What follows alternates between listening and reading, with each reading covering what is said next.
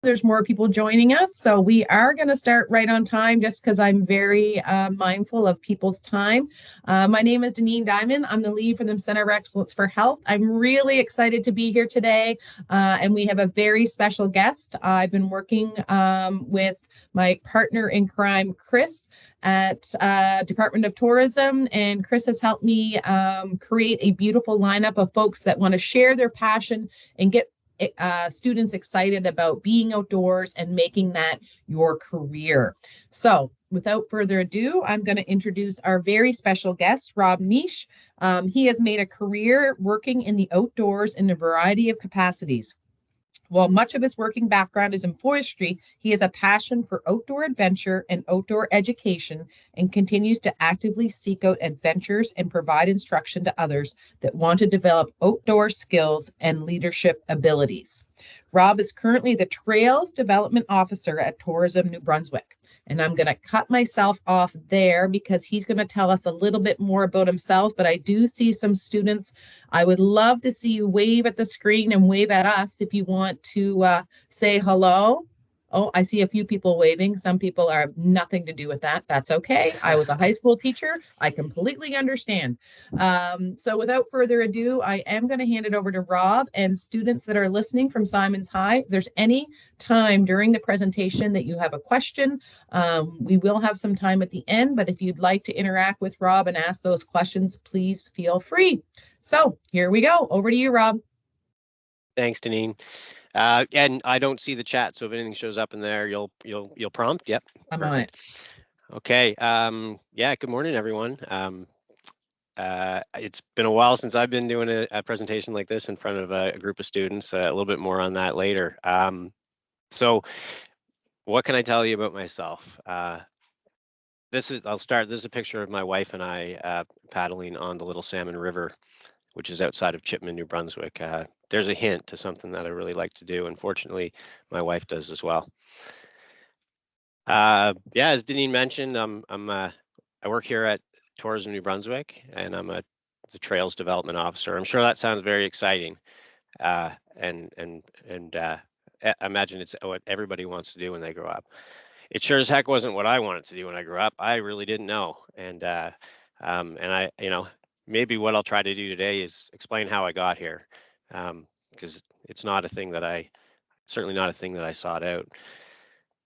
So briefly, I grew up in rural Nova Scotia in a small village called New Ross. It's famous for a museum called the Ross Farm, which may be similar to King's Landing.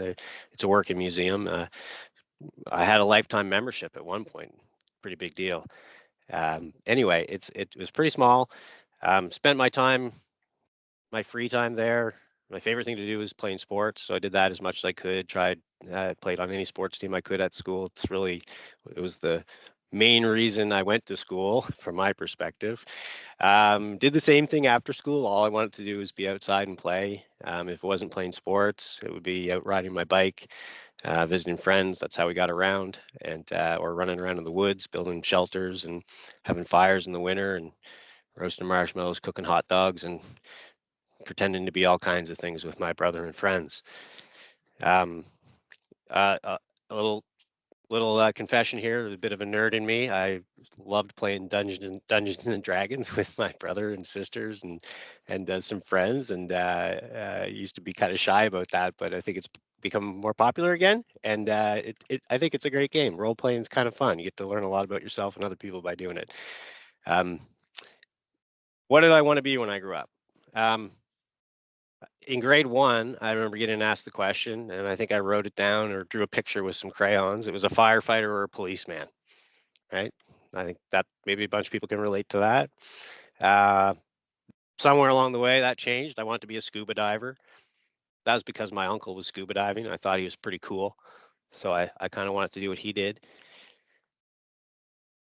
Along the way, I thought about a couple of things. As I got older, I felt like I needed to decide what I wanted to be, and I was having a hard time with it. There was a point where I thought maybe I'd like to be a teacher. I happen to have a bunch of uncles and aunts that are teachers. I wasn't sure if I really wanted to be, or if I thought that maybe that was a good idea, and that because others I knew and were in my family, they were doing it, that maybe that would be a thing that would would work for me. But I never pursued it. And the only other thing that sort of stood out for me was maybe getting into some kind of outdoor adventure stuff. But as it happens, I didn't. So what I did do after I graduated high school was what I thought I was supposed to do, and I went to university in Halifax for a year at the University of King's College. I spent a year there. Uh, Decided I didn't want to keep doing it, and because I enjoyed my summer working working as a landscaper. I liked being outside. I liked working hard. I liked the exercise, and I liked earning some money. And because I wasn't sure why I was at school, I thought it was a good idea to stay in the working world. So that's what I did. But a couple years after that, I thought, boy, this is not what I want to do. I want more out of my life, and I think I need to go to school. So off to college I went here in Fredericton, New Brunswick, at the Maritime Forest Ranger School, which is now called the Maritime College of Forest Technology. So that was 24 years ago, and big decision, and honestly, one of the best decisions that I've made in my life. So I went there and graduated at the end of 2000 and began a part of my career in forestry.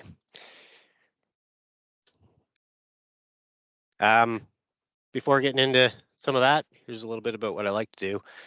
I've always liked to do this stuff, and when I was quite a bit younger, I didn't get to do these things as much as I have in later years. I would love to have done more of it as a younger person, but yeah, some highlights here. I like camping. I like camping in the wilderness. It doesn't matter where. I just like to get away from all the busyness of life. It's pretty simple when your house and your food and everything you need is with you. I like to kayak. I like to whitewater kayak. That was a fun once in a lifetime experience that you see there in that picture. When some friends kind of tricked me and brought me to a place where we paddled over that waterfall, which I was terrified of, but I did it and it was cool. I like to hike, and I like to spend time on a river in a canoe with my wife and friends. So there's more to me than that, but that kind of captures the most important things for me.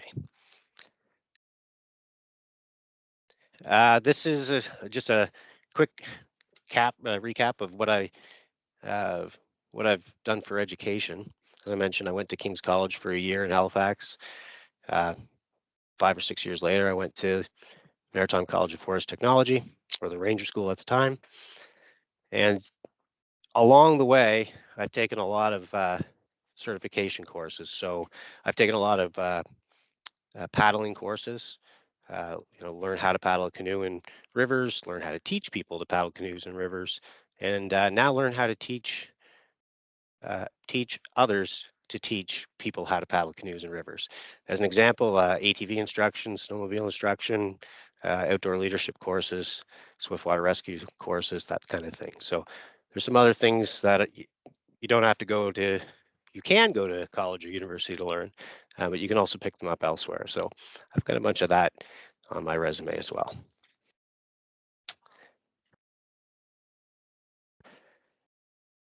So forestry, this is the thing that's I've spent most of my life doing, or my career doing, I should say. In 2001 through to 2022, I was involved in this part of the working world.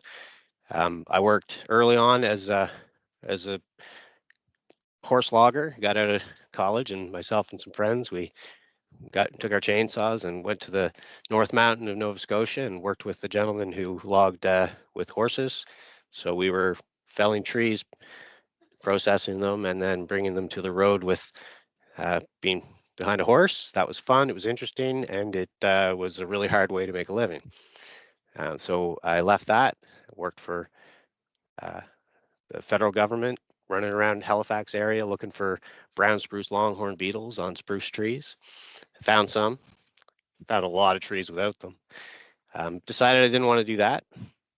Started a small business with a friend of mine, providing forestry services to private woodlot owners and some of the forestry companies in Nova Scotia. And I did that for a few years and then decided to change it up and left and went to British Columbia and spent 2 years there, also working in forestry.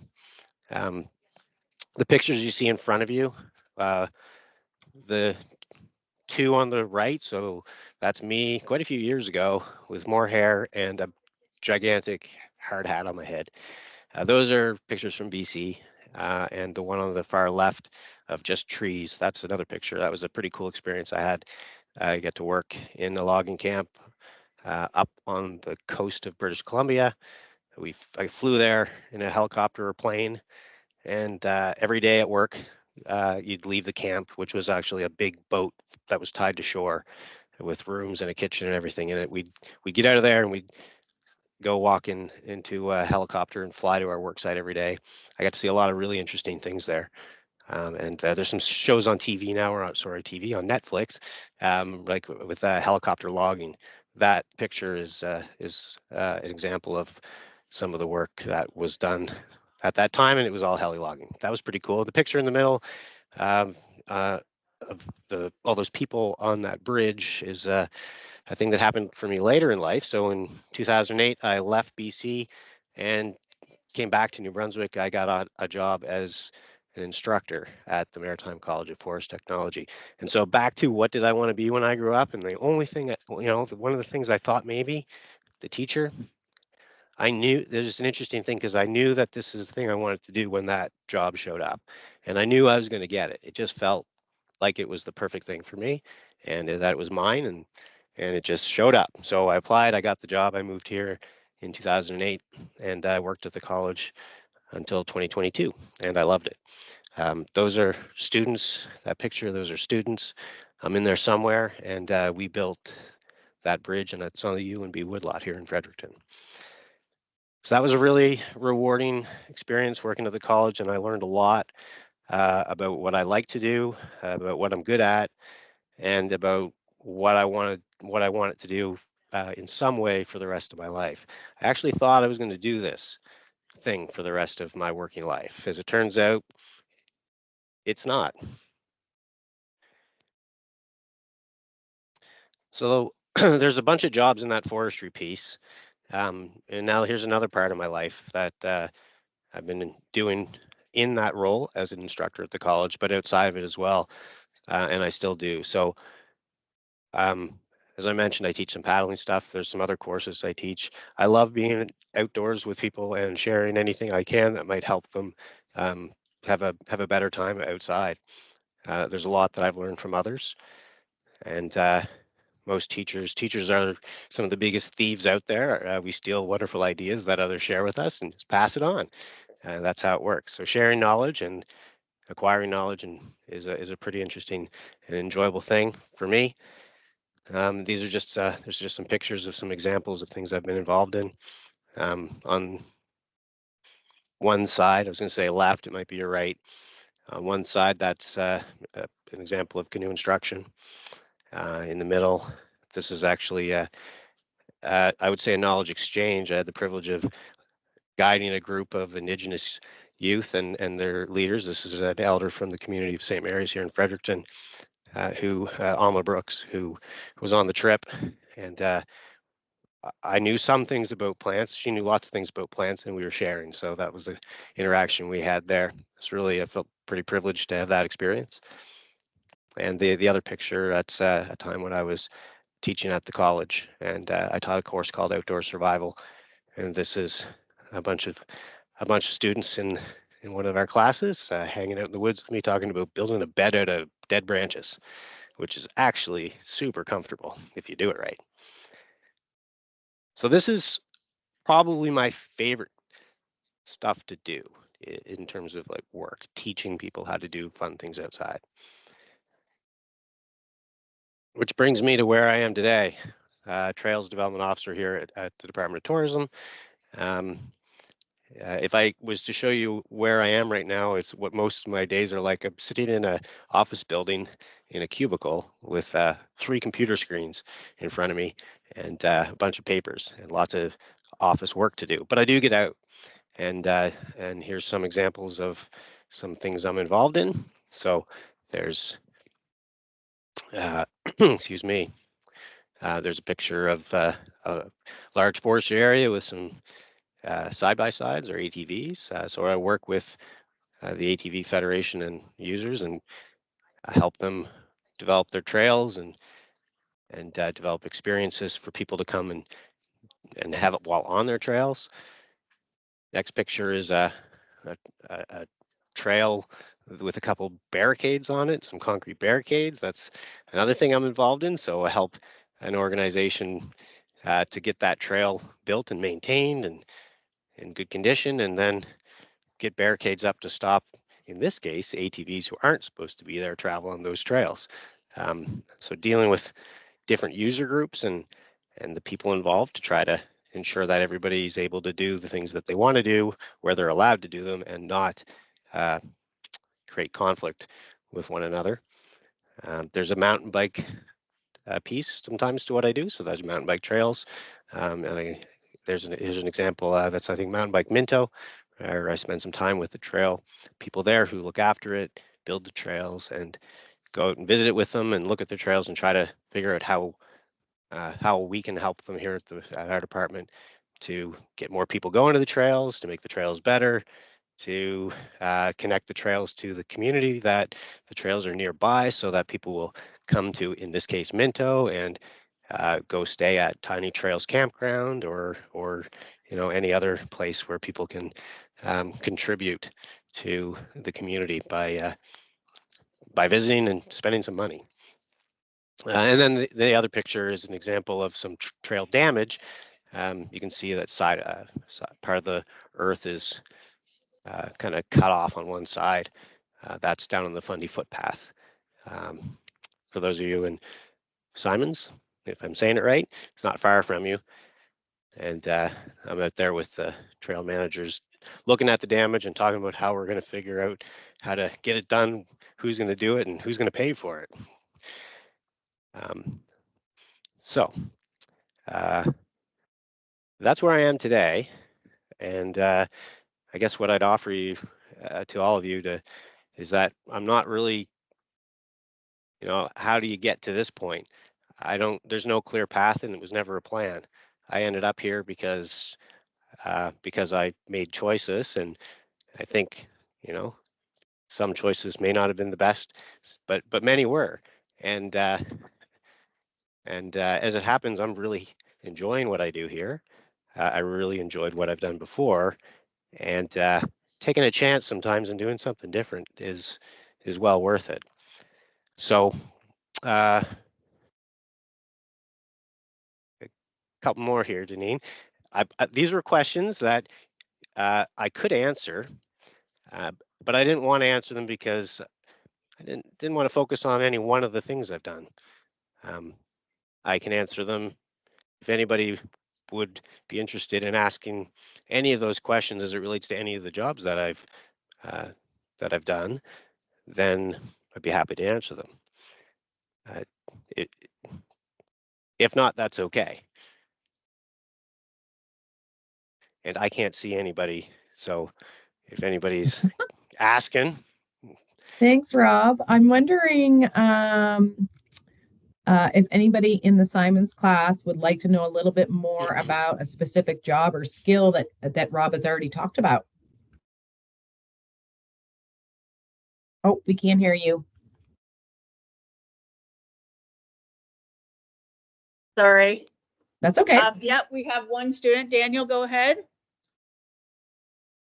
Pardon me? Career paths. He's asking about career paths. Can you hear me? Oh, yeah. Asking about career paths. Yeah. Do you mean how to get to any one of those things that I've done? Is that what you mean, Daniel? Yes. Yeah. So, yeah. Sorry if I've made it confusing, but so I guess I could throw a couple different things back at you. Which job, which career? So forestry. I'll simplify: forestry, outdoor adventure kind of stuff. Working with GNB, just to keep it simple, or any one of those in particular? Daniel? Forestry. Cool. Okay. Thanks. That's the easiest one for me to answer. Okay. Yeah. Yeah. There's lots of things that a person can do in forestry. There's a lot of different careers, so to speak. Um, uh, so in terms of education, I can start there, and if you want to redirect me, go ahead. There are forest technology programs here in New Brunswick. There is one college that teaches forest technology. That is the Maritime College of Forest Technology. It's a 2-year program. You graduate as a forest technician and are readily employable and highly desirable in the forestry sector by all kinds of employers. Other routes would be to go to university and take a Bachelor of Science in Forestry or other programming, and those are usually 4-ish year-long programs. The University of New Brunswick has one. So I'm just speaking in New Brunswick right now. There are other programs in the country. So those are a couple routes. There is some training that you can take at NBCC. I think it's in the Miramichi campus if you're interested in equipment operation. And there's a significant need for equipment operators. So those folks who operate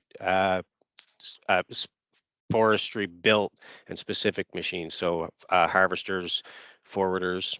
So harvesters being the machines that cut the trees and process the trees, and forwarders being the machines that then pick up the wood and carry it out to the road to be taken to the mill.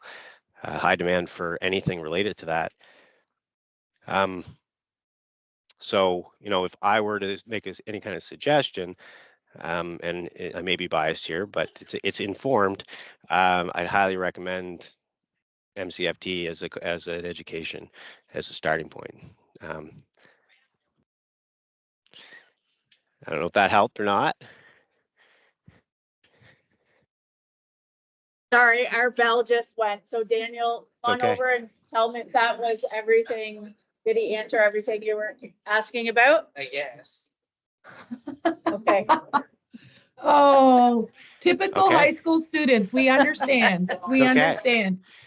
That's all right. Thank you so much for coming. We're going to let Rob continue because we're recording this, but we really appreciate you and the students coming. And you certainly can stay on and listen to the rest of Rob's presentation. Yep, perfect. I selfishly have a question, Rob, and this is something that probably the teacher can attest to as well. Do you prefer to work alone or with others? Because I think that makes a huge difference in the career that you choose, but also your specific needs when it comes to your own autonomy and mental fitness and all of those things that are so important to be a productive employee. So is that something that you prefer to do on your own or with others? Wow, it's a great question. I like to do both. I think the one thing it's become very clear to me over the years is that success in our careers depends in large part on the relationships we have with others, whether that's our boss, our employee, our coworkers, or the people that are outside of our organizations that we interact with. So we have to work with others, and we have to find a way to be like okay at it, at least, like, or ideally pretty good. So I like working with others. I desire that. And yet at the same time, I also very much appreciate working alone. I've spent a lot of time in the woods alone or with one other person, and even with another person, I was often alone. I loved it. When I became an instructor, that changed drastically. I was now around people all the time. And it was then that during that time that I realized that actually I am an introvert. And for students that are listening and teachers, if I hope that's something that people are exploring at some point. It was not something that was explored a lot for me in my younger years. I don't think it was ever brought up, and then it's a really important understanding to have of oneself. So I can do both. I like to do both. I need to do both, but I definitely have to be alone sometimes. So in this job, I'll go home and just the work doesn't change. I'm still sitting at my home desk, home office, doing the same things. I just don't have a whole bunch of stimulation around me, and so it is kind of a version of working alone. So Thank you. it's So what you're saying is that you could probably win the game show or the TV show alone. maybe I don't know You could I've watched a survive. bit. It's tough. Yeah, Yeah. yeah. But you do articulate very well how important it is to understand that you can do both in your career. But certainly if that's something that you lean into, and I do believe young people today are exploring that a little bit more with some different opportunities that we're offering through education, and also on your own and just exploring what that looks like. Because I did not find out that I love to be alone until much later in my career and also later in my own personal life. And it has been a game changer for me, especially towards my own self-care and mental health and the healing techniques that are just kind of released when you're on your own in nature and doing whatever it is that you love to do. So, Mhm. students that are listening, certainly take Rob's words and know that they do, scream loudly for some, and some others run from that. Which is okay too. There's no right or wrong, right? It's all about what you prefer but listening to that gut feeling of what it is that you prefer. Absolutely. I couldn't agree more. There's something that I don't personality assessments of various kinds exist out there, and I don't think those aren't things that I encountered until I was an adult. Um, One that I really like that I've encountered in recent years is StrengthsFinder or Marcus Buckingham. If you look up Marcus Yes. Buckingham, there's a free quiz that you can do online, and it through his website, one quiz per email address. I've learned, and it's really neat because it identifies out of 9 strength categories. It essentially ranks them 1 through 9, and there's a free report that comes from it, and it'll identify your top 2 strengths. And I've really enjoyed and appreciated that a lot because I found I relate to it well. If I've done it a few different times, I caught on and used different emails just to see, but there are some patterns, and so there's a couple things that come out of that for me that help validate what I understand about myself. And if seen through with a positive attitude, and just acknowledging that the things it's telling you there's some truth there, and that doesn't mean that makes you who you are or perfectly describes you. One can learn a lot from that. So I'd encourage exploring that kind of thing as well. Um, yeah. Love it. Thank you. Yeah, you're welcome.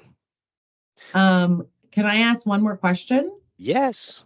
Okay, so you're from Nova Scotia. You now live in New Brunswick. You've been out to BC and all over the place. Can you maybe think about your favorite spot that you've been in nature, and describe it to us? Oh, the favorite spot question. This is kind of like the what do you want to be when you grow up question. Yeah. Favorite spot. First one that comes to mind. A couple years ago, I went on a trip with my wife and some friends to a river in Quebec called the Moisey River. Um, it was, I think we were there for 14 days, uh, a few hundred kilometers of travel by canoe, and we ended our day at the beginning of a portage, which is we get out of the Yeah. river and you hike overland with all your gear until you can get back in a river. So we had in front of us a 3 kilometer portage through some of the most difficult ground I've ever walked with a canoe and all the gear. End of day, flies were terrible. The campsite was awful. There wasn't enough space for everybody in our tents. Everybody was tired and frustrated. And the most amazing sunset ended our day. Oh, And everything, we got our tents up. Everything was fine. And it was just, yeah. I have lots of favorites. I would usually say my favorite place is the place I'm at when I'm there, because they're all wonderful. But yeah, that one stands out for me. It was really, really a remarkable evening, and a big shift because it was stressful and hard, and we knew the next day was going to be hard. But once we got our houses set up and got to look at what was going on around us, we're like, wow, life's Amazing. good. Life's actually Yeah. pretty simple. Being in the moment. I love it. Yeah, exactly. Miss McLeod Wilson, do you have any questions at all? One of the questions that a student had asked, because our bell went, I forgot that we were on an assembly schedule today. So our timing didn't work out as originally planned, but so they're just missing the last 10 minutes. But one question a student asked was, when you're out on the trails and stuff like that, so you must need to have like kind of physical strength and stuff like that to move things on the trails. Is that a general skill that you would need to use often in this type of job, like the physicality? In the role I have now, or Well, sorry, they just had said when you were yeah, talking about being on the trails and clearing up the trails, and you had the okay. cement blockades and different things like that. So I think that their question was related to that. Okay. Well, yeah, I mean, so those examples, if one's doing trail work or actually working on the trail, I guess it kind of depends. Some of that work's done mechanically, so there be a skill associated with that, but less, less physically demanding. Some trails, like the mountain bike trails, some of those are machine built also, but a lot of them are done by hand, which can be very labor intensive. So it kind of depends. If you're once traveling them for enjoyment or otherwise, I suppose it would again depend on how difficult a trail somebody chooses to engage in and travel on, or how long. Certainly, I've got some work on trail classification here as part of my job, and so rating trails for difficulty based on any number of factors is a bit. So this may not be directly related to the question, but trail, like taking the time to understand the difficulty of the trail, is a very important thing to do, so that if I was going to go for a hike, I don't want to end up in a situation where I've got myself into a difficult spot because I'm not physically fit enough to be there to that spot, or I haven't brought with me the appropriate things, or or I'm not prepared for something to not go right and deal with the problem myself. Those kinds of things. So Perfect. hope, Thank yeah, you. you're welcome. Awesome. Well, Rob, I'm not sure if you have any more slides left, but I'll let you continue if you do. Almost done, but yeah, just a Okay, couple. There was a sure. career advice bit, and this isn't something I know a whole lot about, but I've come across this in recent years. That's a Japanese word, ikigai, and it translates essentially into a reason to live. And So there's four parts to it. One is think about what you're good at, think about what you love, think about what the world needs, and think about what you can get paid for. I mean, if you can bring all those four things together, then you may achieve what the meaning of this word, that you have your reason to live. That can be a hard thing to to probably can be a hard thing to point out a job and say, well, that's going to do it. So when I'll apply to myself, what am I good at?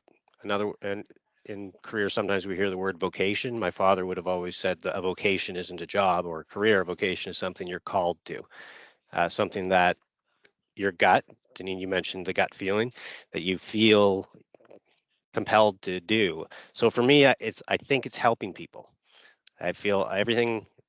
I always feel inclined to help in some way. So that's something I'm good at. Teaching is an example. What do I love? I love being outdoors. I love being in nature and being active in nature. So I love doing those things. What does the world need? World needs people that are going to help other people.